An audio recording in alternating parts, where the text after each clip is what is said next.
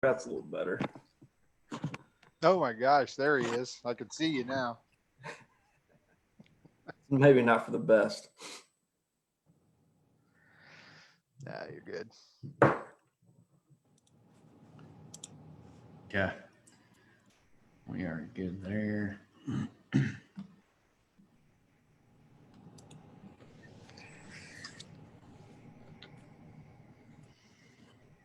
Okay, well, we are all here and ready to roll. Appreciate everyone taking the time today to tune in and help out with this webinar.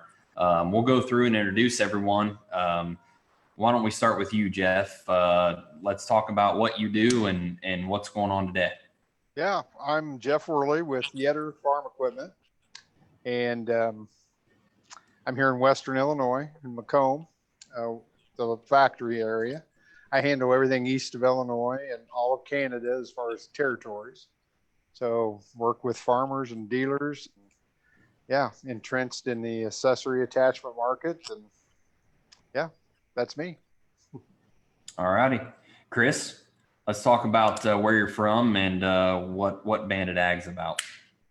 So my name's Chris Perkins. I'm from Southwest Indiana and created a company a couple years ago called Bandit Ag LLC.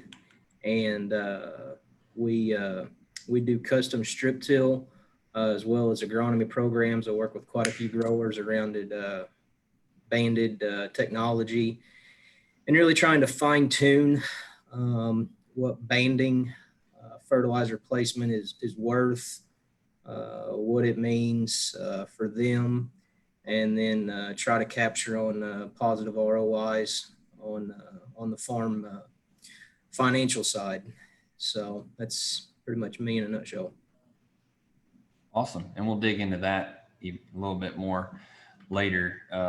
Kevin, go ahead. Yeah, so I'm work for Fennig Equipment. I'm in sales, remote sales, and so I handle pretty much all of Indiana and Southern Ohio, and even a little bit of Southern Michigan as well. Awesome. Casey?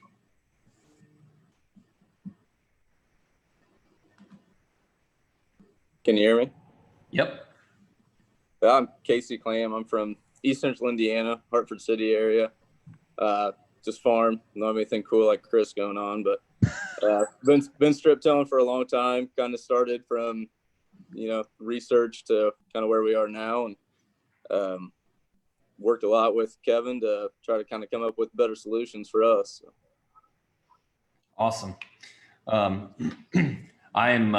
I work alongside Kevin as well. I'm in sales here at Fennig Equipment and work on a lot of projects as well. So we're going to dive right in. We want to talk about a wide variety of things in this webinar. Let's start off just by, I want everyone's opinion and things on different topics. Of course, Jeff, the strip fresheners have been extremely popular. Why do you think just in the last year or 2 years, these strip fresheners, tell me why they're different from a standard strip till unit, but why are they so popular all of a sudden? Well, to start with, I mean, we really as a company have been selling strip till for darn near 30 years. I can go back to the archives and show some of the machines we've worked with and we've tried and through several renditions, you might say. So strip tillage, with a knife system and everything is nothing new to us. We worked with Monsanto years ago and supplied them with several bars in the territory. That was probably 10 or 15 years ago. So we've really been entrenched in the strip till market per se. And I do have to say, as the grower got bigger, and I don't know, fall time versus spring was always an issue. We didn't get it done in the fall. And then when we did it in the spring, we didn't like the knives because, it was wet and we kind of wanted to tiptoe across. So, horsepower requirements are a big issue, fuel consumption. You throw all those things into the basket. And I don't know, the grower is just really seems to us as wanting something a little lighter weight, not so industrial on the tillage. The placement, we don't have to go so deep is what some guys maybe still do, but there's a whole host of guys out there that are asking for something anywhere from 1 to 3 inch depth, something that'll float across and be, that type of thing, less horsepower and quick. So the progressions move forward that way. We're going to go to Chris here quick. While we're doing that, Jeff, you want to wheel us over to your freshener quick? Yeah.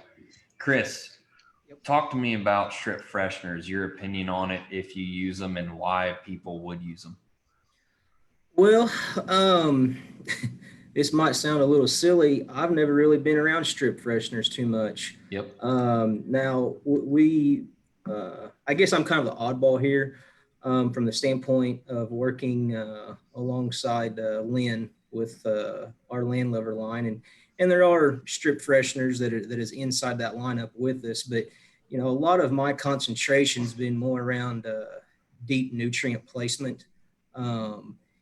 There's no doubt that the strip freshener is a very strong and up and comer, if you will, when you speak to people that are wanting to get into those banding applications. The less horsepower requirements, the more acres per hour per day.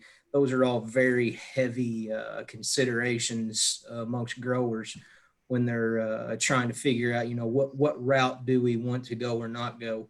The issue that I see when you come into strip freshening is it's twofold. If you're doing strip freshening as a tillage pass, I think it's a wonderful idea. If you band deep in the fall, you want to come back across there and kind of loosen everything up a little bit, warm the seed bed, get a better seed bed for that planter to ride on. That is a great purpose for that. But if you, like we are in Southwest Indiana, that's not a real good option for us because we really can't do deep banding in the fall time. Now we could if we just used P and K.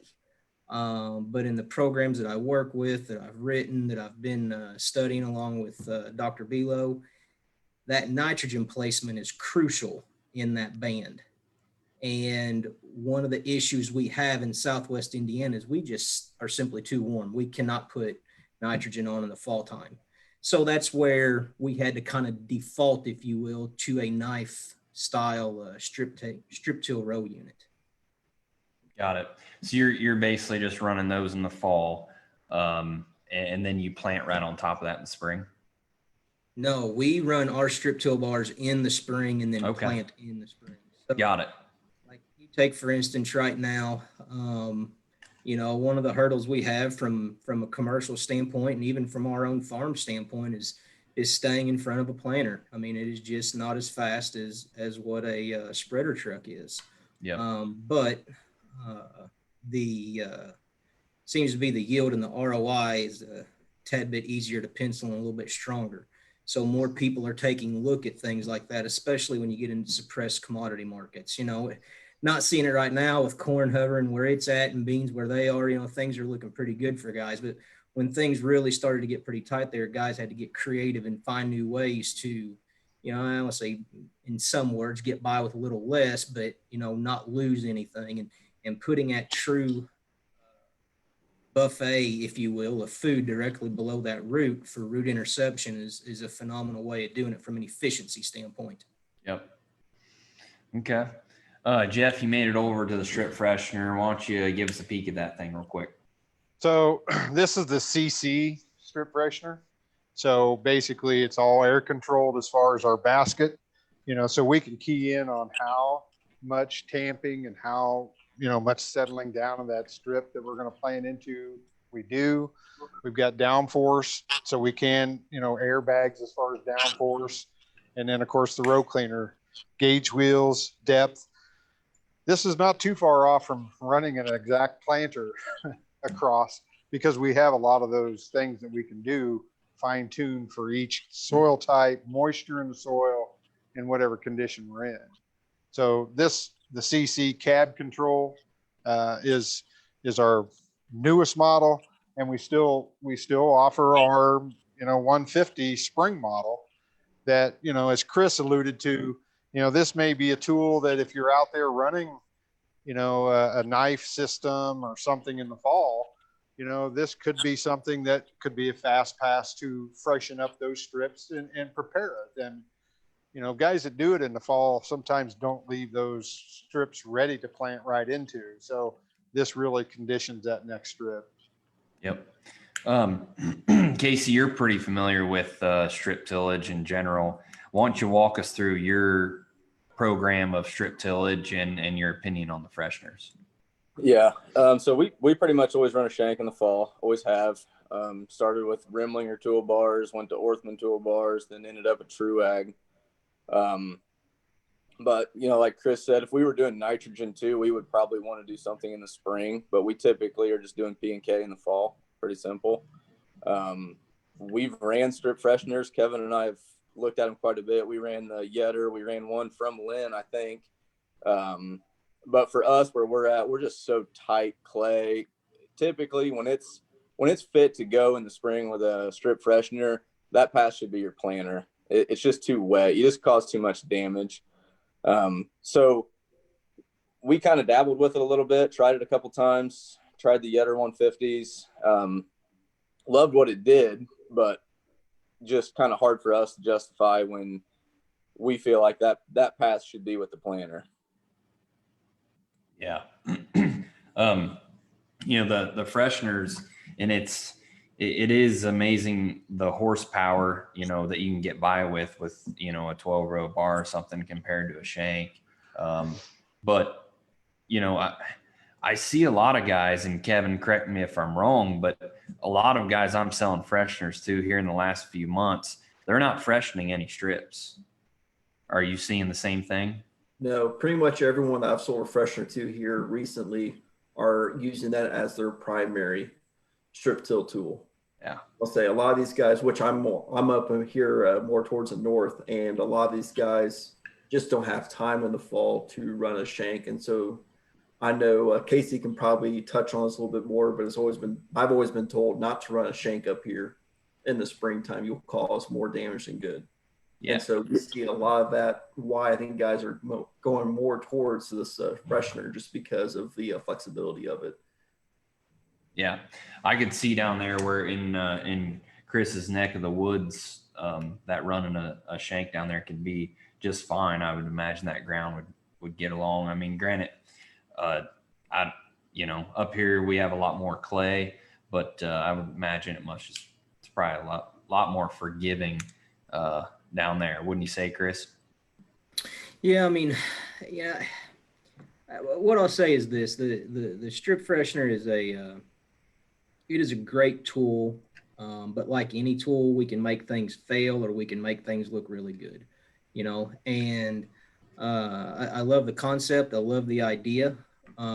Where I get into is it can tend to hamper certain nutrient loads if a guy was wanting to be running that thing as a full scale program, if you will. From the Shank standpoint, there's no doubt we can get away with things down here in Southwest Indiana a little bit better.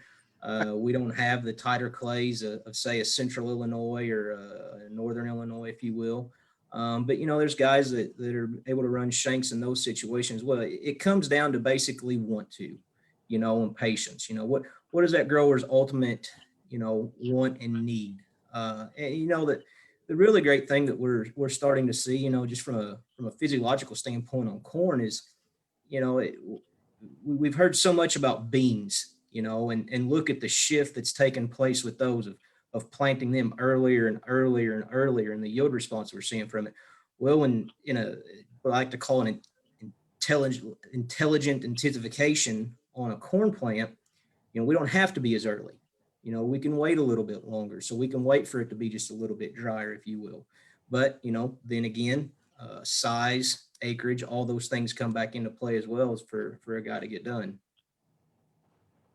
Yeah, no doubt. And another thing I'm seeing a lot of, and Chris, I wanted to ask you this question. On the fresheners, of course, we're putting a band in there like this. It's like 8 or 9 inches wide, and it's anywhere from 0 to maybe up to 3-4 inches deep, probably. What you know, if you want to talk about if that is important, or is the zone of the strip crucial in your opinion? Well, the zone of the strip is crucial. I would tell you the rhizosphere of the corn plant is even more crucial. Of being able to approximately locate a concentrated band of fertilizer. The problem with the freshener that you can run into is you've got to really kind of watch from just too much salt with the different fertilizers that a guy may or may not use. And that comes from somebody that has spoke at a lot of meetings and conferences that, you know, I don't really ever get guys worried about salt when we're using a shank. And the reason why is just because of surface displacement. You have so much of a larger area that to lower that salt load down when you're, you know, 6, 7, 8 inches deep, what have you. So that's just one thing that has to be that needs to be taken into consideration. I've seen some pretty good pruned crops when using a disc style, if you will, type of strip till row unit. Aside from, you know, the fertilizer placement, if a guy wants to get into strip tillage, what would the advantages be for him to go to a shank style unit for most of the country running in the fall, let's say? But why would you convince a guy to go with a Yetter or any other brand strip till shank unit? Question for Kevin, Chris, and Casey. So I think a lot of it depends on soil type and I guess when they're ideally wanting to run it. That's really the biggest questions you have to ask yourself, or the person is ideally when he wants to run it, what type of soil conditions, and that will kind of direct you what down road, you know, you want to go with, whether it be a shank style or a freshener style. I think labor force is a big thing too. I mean, for us, what we run into is just getting it done in the fall. And where we're at, you know, a 12-row bar is all the 4-wheel drive tractor will pull. It's tight soil here. I was pulling a 12-row Truag with a 9410R John Deere 4-wheel drive, and it was all it would do. And I was about 7 inches deep, but I think there's huge benefits to it. I think there's huge benefits because you get the good out of tillage, yet you also get the good out of no-till. I mean, for us, we had pretty good years where when it was a little drier, having that residue on top of the ground to hold the water down, I think made a big difference on yield. Being able to go in and have a spot cleaned off that you can just plant right into and was smooth, it was a big deal for us. And I think that's something that I would always encourage people to look at. I think in both of you, I think everybody's correct on. I think we see that the controlled traffic of that pass is going to be important. And so now I think whatever operation, you know, you want to do, I've got guys that have been knife strip tilling in the fall for 20 years, and they'll call and say, I'm tired of looking at black snow. I know that I'm getting wind erosion out of my strip because it's out there all fall, or I'm getting some water erosion because my strip is out there all fall. So there's a lot of growers right now, they want a blanket. They don't want anything disturb their whole field all winter. And then when it comes spring, that's when we start watching the calendar and watching the weather, you know, because that's when we can slip out there and, you know, make these passes and with a knife or with just on top. It really comes down to soil type, because I work with a lot of guys that if they ran a knife in the spring with the soil types they have, the air pockets that they would have below their seed trench, and just not very good scenario because it was wet when they ran that knife through. That's where they're a little more with the strip freshener, I guess, is what, you know, I see. I think strip till in general is here. I think we've just got to, each grower has got to kind of decide what works in his operation. So I agree. Chris, you got anything? You know, the cool thing about all this is you know, I'd have to ask, you know, 5 years ago, would we be having this conversation, and would you be seeing the amount of interest and communication and information that is out there now regarding banding? You know, the whole point of my company, from the standpoint of banded ag, if you will, yeah, it was for strip till, and yes, we do use shanks, but it was mainly, you know, to get growers to thinking of different ways. The most efficient way you're going to feed that plant is through a concentrated band. And the wonderful thing is whether it's through a shank style row unit, whether it is through strip freshener row unit, or even if it's in a Y drop program. Those are all mechanisms that are controlling a concentrated band. So once that decision's made of the way the grower wants to go, it's okay. Now let's write this program from a fertility standpoint of what best can accomplish what you're wanting to do, keeping in mind, you know, where costs get at and things like that. You know, you could write an entire program with a strip freshener. The negative side of that is you're going to get in some really expensive fertilizers that need to be used because of just watching salt load. The drawback to the shank, while you can use a cheaper commodity style fertilizer, is you have to worry about having a shank in the springtime in heavy clays. So, you know, once that grower makes that decision of what's best for their operation, the great thing is that, you know, guys are having a ton of success with this, and especially banding in general, you know, whether it be through Y drop, planter, strip freshener, shank, what have you. And I ultimately think this is where we're going to start to see a large paradigm shift in the next 5 to 10, 15 years in ag, and, you know, kind of the way we do things now. Not that anybody's doing anything wrong. I'm not trying to insinuate that. I'm just simply stating that as technology evolves and we learn more about of these concentrated bands, that I think the sky might be the limit might be a little higher. Oh yeah, and Jeff, you know what he said. I mean, it hits the nail on the head. I mean, 50% of what you and I and Kevin sell and are bringing to customers, and customers come to us for, is to become more efficient with nutrients. Right. I Exactly. mean, plain and simple, Kevin, whether it's a Y drop toolbar or strip tillage or 2x2 fertilizer on his planter, they're basically just wanting to get more efficient, make less passes, and yeah, basically attack everything that Chris has just said, and going from the spinner to a bander or whatever it is. Efficiency with fertilizers everyone's looking at that deal hard, and they have been for a long time. So that's a really good point. And I guess the question I got for Chris on that too is that, has any of your growers really started playing with cutting fertilizer back with being banding that in a concentration? And what have you seen from that? I'd scare you. Yeah. I would. If you think about it, you know, a slice, if you will, of a square acre, you're basically dealing with roughly 2 million pounds of soil and nutrients. Okay.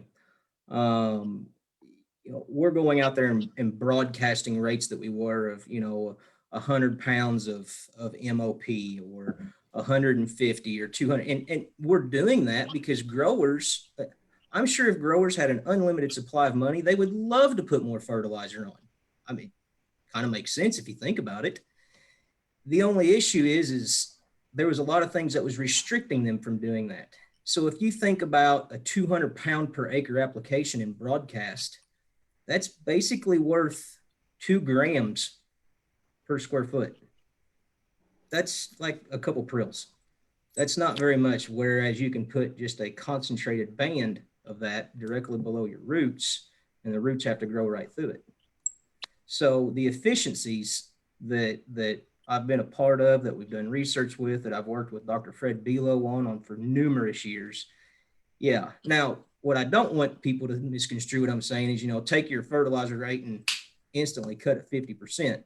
You know, we don't want to put you in the same situation where you're currently at. You're just using less fertilizer. You know, the whole point is to try and move past some thresholds that are holding you back on your farms. Do Do you put on fertilizer, Chris, with the planter at all, or are you one and done with the strip till and you're pretty well done? Or Now, so one of the biggest questions I always get is, so first off to your planter question, Jeff. Yeah, we do a simple in-furrow application. We started banding about 7, 8 years ago. I guess it's been longer than that when we were doing 2x2 and in-furrow.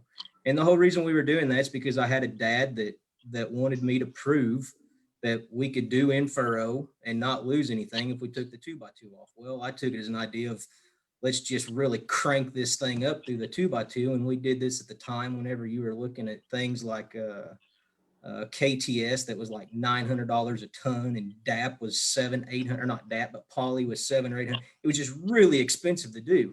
And we saw some pretty neat things from it, but really from an ROI standpoint, we weren't gaining anything because we were spending so much on the liquid. And that's what made me really start getting into, all right, we got to figure out a way to start banding dry. So the programs that I've been using, tinkering with, we've had a lot of success, been very, very blessed and fortunate from that standpoint. Everybody's, can I do it? One and done. I'm out of there. And the answer to that question is, yeah, you can. I've seen it done. I've done it numerous times and raise, 300 bushel corn. The problem where that gets into of the one and done is what does that mix look like? Because you really need to be concerned about a balanced diet for that plant, if you will. Sometimes that can be a little more difficult in a year like for us in Southwest Indiana in 2019, where it rained about 30 inches more than our normal yearly average rainfall. So and then you have to kind of weigh those things and consider what Mother Nature's given you. Personally, I like the one pass system.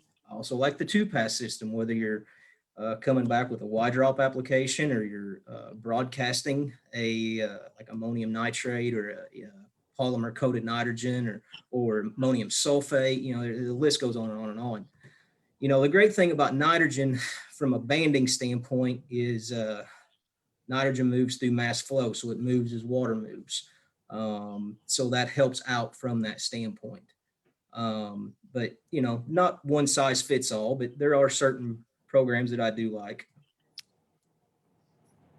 yeah, As we kind of talk about planter in furrow and 2x2, Casey, what have you seen up here? You're a little bit closer to, the central Ohio, Indiana region. What have you seen in 2x2 and in furrow on response? So we've tried a lot of stuff. We always did an in furrow and 2x2. Always did like a 624/6 in furrow, and we got to the point where we were just doing a 28 with a couple of like biologicals or additive as our 2x2. We kind of went away from any 1034-0 or anything like that. That was what we felt our best mix was, and that was where we got our best response. We tried to band as much fertilizer as we could in the fall, but we could never get it done. We didn't have the equipment to do it, didn't have the manpower, so we'd do as much as we. But through the planter, that's where we would crank that in furrow and try to do as best as we could there, and probably a lower rate of what we considered a 2x2. And we were doing 2x2x2, so we felt like it was pretty good application. Hey, Casey, I know you guys have been strip tilling for a long, long time. What was the progression of finally getting to the point where, all right, we need to start putting nutrients in with our strip? I guess, what was that whole thought process for you guys? So for us, we started in 2002 and just making strips, and we felt it was the thing to do. In our soil, we just didn't feel like going out and doing deep tillage in the fall was the best. And it's just wet enough here and tight enough here that no till is not always the best answer either. So the strip till was kind of the best of both worlds. Really kind of focused on doing that until about 2016 and felt like we were at a point where we wanted to start doing a lot more variable rate with our fertilizer, spreading it with a spreader truck in the fall was kind of the way we thought we could do it. We bought our own truck, bought our own equipment to do so. Got to the point where you spend all winter doing it, and we still feel like variable rate was the way to go. But it got to the point where we thought, it's taking too many people, it's taking too many pieces of equipment. So we decided at that point, let's just try to do it with one. And we bought the strip till bar with the Salford SD10 tank on it. And we were doing all variable rate. So, really we could do a lot of strip tilling on a tank of fertilizer. And I think that's kind of the route we want to continue on. Are you still, Casey, you still have nutrient on the planter? I mean, are you getting some things off of your planter and putting on your strip till or are you still the same amounts on the planter or that type of thing? So with the strip till, all we're doing is just P and K. For us, kind of like what Chris was talking earlier, shallow placement in the spring of fertilizers and things like that just don't work for us. We don't want to do it through a strip freshener. It's just, we felt like it was too dangerous. So we're still doing like just in-furrow on the corn planter, just a nitrogen on the corn planter. And then we come back really early. I mean, as soon as that corn sprouted, we're in there with anhydrous, putting more nitrogen on. And then if we have to come in late season with Y drops or something like that to add, some more nutrients, that's kind of our plan. That's our approach, I guess. Yeah, and I think we can all agree when we definitely are seeing the spoon feeding effect. I mean, I talked to a lot of growers that they put a little starter on with the planter just to get their crop up and out of the ground so that they can make sure to get it to side dress time. They just want enough to make sure everything's there and then pour the coals to it again with another pass. So, I think we can definitely see the nutrients are being used more efficiently, just not all at once at planting or not all at once at strip till. I mean, definitely are, breaking that up through several passes. Yeah. Jeff, while you're there in the room, why don't you quickly walk us through a couple banding options that you've got? Show us the Magnum 10,000, the Nutrient Pro 4,000, and then so that's the heavy duty Magnum unit. This is the Magnum unit. I was trying to get behind here so I could turn it because the other side is really so this is, 22-inch diameter blade. I mean, we're going to place liquid, dry, or anhydrous. That's the nice thing about this unit is it's really blind to what nutrient you want to put down. But, speed, we're going to go 7-8 mile an hour. 9 is not uncommon to put on anhydrous, dry, or liquid. But, sealing up the ammonia, this is definitely where we're at here with our wheel sealer and our, disc that's going to push that over. I've got some guys, you can see the front here, the row cleaners, this could be, basically a quasi strip till unit, because we could, lay that row cleaner out here, make a quasi little strip, place our nutrients at a high speed run, and you're done. I mean, it really, we have so many options to different parts of the United States. Kansas, Nebraska may be doing something different. We are in the East, their clay content in their soil isn't as great as what we have.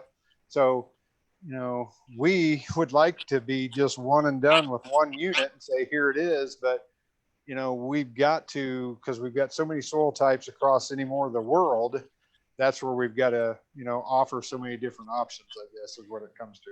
Let's peek at that Nutrient Pro 4,000. So the Nutrient Pro 4,000, which getting very popular. I did another bar today. I like to call this, the Magnum's little brother, because we're basically in the same concept where we have our gauge wheel, 20-inch blade, we can go 18 or 20-inch blade. Same kind of sealing mechanism that we're going to start offering for this year, the wheel sealer at the back. But it also, is a way to place some nutrient at whatever depth you want to achieve. So that thing's been real popular on planters for liquid, planters for dry, but then also now side dress rigs or in a strip banding zone. That thing right there is almost as popular as the fresheners. Yeah, most definitely. I mean, I'm not a have to freshener strip till. That's the only way to go. We've got various ways we can place nutrients. Yeah. So Why don't, real quick, while you're showing us stuff, show us some planter banding options, either the dual 68 or the 2962 double disc or something like that. So Yeah, there you go. 2968s, obviously, this is a very hot ticket. We can put on one side of the row, or we can put nutrient on both sides of the row. We can be at 2 inches off, or we can slide these and go 3 inches off. The main thing is we're in the window, we're behind our planer gauge wheels. There's so many times frame mount up front, things will pick up on our gauge wheels. You know, it's going to hamper our ride of our planter. So being out here, we do, you know, keep everything clean. Just extending back. We've had this product 5 years now. No issues with the length of this unless you've got to get through a bridge. I mean, there's nothing as far as to the row unit it does. So, you know, dual placement, injection or spring loaded knife, you know, either way there. We get over here to the 2962. I sell a fair amount of these on big planters and dry fertilizer. You know, this is a unit mounted double disc, mounts on the seed unit. This is optional row cleaners, but our notch disc running next to the row, that disc runs straight, and then the smooth one is at a slight angle. But we can put dry and liquid, you know, right on the planter frame basically, or on the planter unit. So Yep. several different options. And then of course the, you know, frame mount coulters, you know, out front, a various supply of those as well. Yeah, probably half of the contents in that room have to do with banding fertilizer, I would imagine. I love this topic. We could talk all day, you know, because there's just tons of different, you know, fertilizer options for sure. Let's go through real quick while we're on the planner. We'll start with Jeff and go down the line. Jeff, what would you say is the most, any brand, but I have a feeling you're going to be biased here, but what would you say is your number one most influential planner product today? Can it be two? Can it be a tandem? Sure. So what I tell guys, whether it's soybeans or corn, the two biggest things that can give the biggest return on investment, clean seed bed and seed to soil contact. Yeah. Those two things, if you stay in that wheelhouse and experiment and add fertilizer, maybe you want a strip till, strip freshener, maybe you want something different, but those two there, I think are foundational, that if we got a clean seed bed and then give us that seed to soil contact, we're off to a pretty good start. So we're talking row cleaners and twister. Exactly. Okay. Exactly. Chris? Really aren't my forte. You know, the one thing I would say, you know, from a planning standpoint, we run the poly twisters on our John Deere 1795 that we plant with, and they did a phenomenal job since we've had them on there. The interesting thing is really how well they work when they're behind a strip till bar as well. You know, you think having that loose tilth dirt that you really, you know, things wouldn't weigh as much as they do, that we see in other, you know, company comparisons and things of that sort. And they've worked phenomenal for us. Been very happy with that. And then we also run a row cleaner as well, but usually they're brought up quite a bit to where they barely even turn just to maybe kick a clod or something out of the way, because our zone is so clean already from the row cleaners on our strip till bars. Yep. So, you know, I'd have to definitely agree with Jeff from that standpoint. Kevin? I will say something we haven't touched on, but definitely the seems like the 68s or some sort of 2x2x2. It seems like it's something I talk about on a weekly basis to a wide range of people, whether it be with the Yetter 68s or the Yield 360 Bandits, or even the totally tubular dribbling it out. Yeah, I see a lot of people, you know, switching to that until they figure out if they want to go, you know, with the conceal or, you know, something a little bit more expensive. But yep, I would say that's definitely something's changed, turned a lot of heads here lately. Yeah. Casey? I would say in our area, I would agree a lot with Jeff. I think a row cleaner is huge, and it always has been for us. The other twisters are phenomenal. We have them on everything, and we always will until something better comes along, which I don't really know what would work better for us. But something that I think in our soil types in our area, something we haven't talked on, but to me, it's a downforce. Hydraulic downforce has been the most crucial thing on all of our planters, corn and soybeans along the way here. Yep. Yeah, absolutely. And, you know, whenever the twisters came out and Beck's got a hold of them, did studies, and I have a lot of guys throwing them on corn planters, but we've seen a lot of benefits from them with on your soybean planters, your 1790s. And if you throw row cleaners in that mix, a program I've got a lot of guys doing in soybeans, run the devastator in the fall to do your residue management, and then just no-till soybeans into that, just with a row cleaner to move the residue, and then the poly spike twister to close that seed up. I think that is the most efficient way to plant soybeans, at least in our area. That program works well.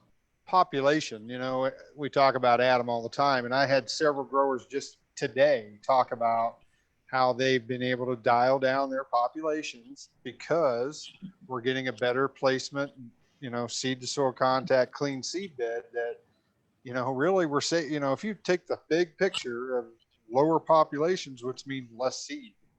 So, I think that's some of the things that, we're going to start seeing progress as time goes on even more too. Oh, absolutely. And the number that no farmer really knows is the ratio between the number of soybeans that they plant and the number that they actually harvest, not emerge, but harvest. If you're planting 155 and harvesting 95 of them and getting 65 bushel beans, you've got a gap there. How can you still raise the 65 bushel beans on the 95,000 and not plant the 160 or the 155? So that's what I've seen a lot of with the combination of row cleaners and closing wheels. Now, without getting into anyone's business, let's start through Chris. Do you plant higher or lower than 130? So where I'm at, we run somewhere between about 130 to 135 for our average. But I have taken them down to, sub 100s, and never saw anything fall off or had any concern. The biggest concern that I got is if the data and the technology is telling me to go plant earlier and earlier and colder, and let's just be honest, wetter and wetter, I get a little nervous wanting to throw less than 130 out there because I don't know how many's going to come up. I will. The row cleaners definitely help that situation. Could I see us in extremely good conditions? A warm March or a warm April with some drier conditions and put 110 out there? Yeah, absolutely. 120. I mean, it wouldn't bother me a bit. Kevin, you guys above or below 130? So we've done it both ways, honestly. So we have a drill on 7.5 inch spacing, and when we plant with those, we are at 168, or at least that's what we're shooting for. And then I've also for the last 4 years now, I have put out 30-inch beans, and when we do that, we're at 115. And what I have seen here every year, except for 19 that we started planting in June. Every year, my yield with the 30-inch rows have either been the same, if not 3 to 4 bushel better than the drilled. Casey, above or below 130? Our average is typically above. We try to stick around that 145. We're 15-inch rows. Yep. But everything we do is very rate. So there's a lot of places and fields that we're not afraid to dip below 100. But typically our average is a little higher. Yep. Gotcha. Well, good deal. I would say that, most guys a lot of guys that I talk to, and Jeff, you may have different experience, and Kevin, you too, but a lot of guys I talk to that are calling me on row cleaners and stuff, they're at least 160s, at least. And, you know, Wow. and we're pushing them, you know, without getting into their agronomy and really giving them, telling them what they need to, where we think they need to go, you know, offering products that we feel can help them lower their populations and effectively cut back, but still maintain or gain yield. That's what I see personally. But yeah, I mean, does anything stand out to you, Jeff, that we kind of missed? I wanted to keep this under an hour for sure. So I'd say we've got about 5 to 10 minutes here. No, I mean, I could, yeah, go on for another hour and a half if we needed to, but you know, the one tool, of course, is, you know, I'm going to have to bring it up and plug it, is the stock devastator. Yeah. You know, that in my opinion, that is our first tool to strive for better seeding rate coming down the pike. You know, that is where we started. And I talk to guys about it all the time. Here's your first planter attachment you want to put on. And so by the time, you know, explaining the residue, the breakdown, all those factors, that also feeds into our bottom line and our seeding pass being better, whether even a strip till pass, it's still going to help manage the residue at the end of the day.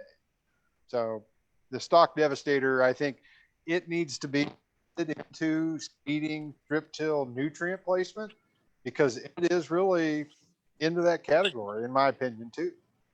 How many of them did Yetter sell last year? Still selling them. I mean, it's a 12-month out of the year. I mean, we sell them. It's not just a summer to fall. I put one on order this morning. I put 3 on order yesterday. I mean, it's a continual thing as we trade heads and moving heads and do update. I mean, they see the benefit of what that thing gives us, and is it's there. Yeah. So. Oh, absolutely. We've seen it time and time again. Customers. I mean, love you guys that. were well over. Yeah, I think you guys have well over 100+ units last year. Mm-hmm. So. Yeah. But yeah. Hey, Adam, I have at least one last question for Chris and Casey on just strip till in general. Yeah. Question I get all the time from people when they are dipping their toe in the water, trying to figure out if they actually want to start doing it or not. In your guys' experience, how long did it take for you guys to see a return on your investment? Because I mean, strip till is not cheap to get into. And I guess, did you guys see the return on investment dollar wise, or did you start seeing it in plant health first? I think we started seeing it in plant health first. It just works better in our area. It's a good system. Like I said earlier, you kind of get the best of both worlds between conventional tillage and no-till. And I don't necessarily know that we've seen a huge return on investment banding fertilizer in our area, but I'll also say that we probably haven't put the research into it that we should be. I think for us, we will always do strip tillage, building a strip. I just think it's a good practice. So I think for me, I would say it's definitely plant health over money. You know, my answer on that, it's for what I do from a research standpoint and understanding all these different componentries, if you will, that's going into this and going to a band of concentrated fertilizer. You know, we do a lot of research with this. And in the first year that we did it, I remember first 8-row bar that we built and got going. I remember told my dad, I said, you know, I don't know if I've ever seen a piece of equipment on our farm pay for itself as fast as this thing's going to, as what, except for maybe our tile plow when we bought one of those.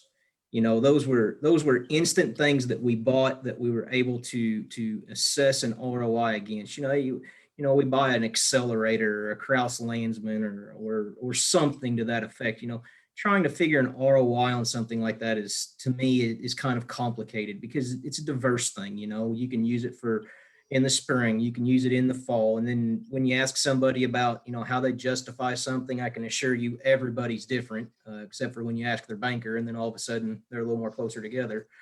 But from a standpoint of an ROI on that bar, I was kind of, you could call me a cheater if you wanted, that's fine.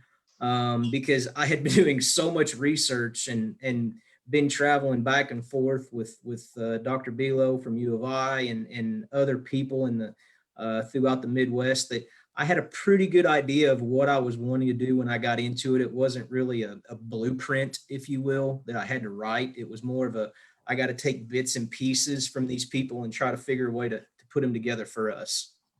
From a plant health thing that Casey talked about, yeah, it's phenomenal. I mean, I show people pictures all the time, and when I speak at conferences or we have meetings or I meet with growers, and it's okay. I can tell people kind of think and look like, you're full of it. There's no way it can be like this. And then you go do it for them, or they get a bar and you help them get them going, and it's just like, wow, I can't believe the differences that we see, the efficiency for that plant and starting it from a very, very early stage and setting that yield trajectory. I mean, it's just crucial in high yielding systems. You cannot shortchange that crop, and you sure cannot shortchange that crop and then think I'm going to come back and try to make it up later. This was kind of a misnomer that got started with banding. I can only put a few gallons out, if you will, with a planter, and then I can come back in with a real heavy load with Y dropping, if you will, or some other mechanism. And it just doesn't work that way. If you speak, I speak to a lot of these high yield guys and the NCGAs and things like that. And they all have, a bunch of things not really in common, but they have a few things in common. And one of them is, banding of some sort, and they don't miss those critical stages. And that's very important. And that's what a strip till bar, in my opinion, does, is it sets that trajectory, not from a starter standpoint, but more of a finisher standpoint, and can kind of keep that thing going throughout the year. Very good. Very good. There's a lot of good things in here. A lot of good knowledge from everyone about strip tillage, banding, some fertilizer stuff. And, whenever you really do break it down, kind of like Chris did, that's what everyone's looking to do, just get more efficient, figure out ways to put a couple little grains of fertilizer close to a plant to actually put in a concentrated zone. And, whether it's the Magnum or the Nutrient Pro or any one strip till unit, that's really what everyone, or I would say a good percentage of my phone calls every day are. And so, yeah, it's great to talk about it and see how everyone's doing. Anything else before we wrap up? I think this was the first webinar that we've all done together, and I think it was a lot of fun and offers a lot of opportunity down the road, because this is the content that people want. With farm shows being canceled, people need this content. This is the stuff, Jeff, that you, me, and Kevin would spend hours every day at a farm show just clicking the button, repeat on maybe why does this strip freshener make sense, or the strip till or the Magnum. And this is the content people are hungry for right now. And hopefully we are able to feed that need here for a little while. So anyone have anything else here before we close out? What are you leaning on there, Jeff? Devastator. That's the stock Devastator. For those who have never seen it, that is the simple roller that simply mounts underneath the corn head. The reason why we say that is the first planter pass or planting attachment is because of the breakdown that thing does. The nutrients that are locked up in that stalk are able to get released much faster when they're crimped. And I've done a few videos tracking residue throughout the winter into the spring, and it is amazing to pull a devastated stalk versus even a chiseled stalk or one standing. It's night and day. But okay, anyone got anything else before we sign off? I don't believe. Okay. Well, I appreciate you guys taking the time today, and hopefully we can do more of these in the future. I appreciate it. Yeah, appreciate it. All Thanks, right. guys. Yep. Thanks a lot. Have a great day. 2. Have we started to snow yet?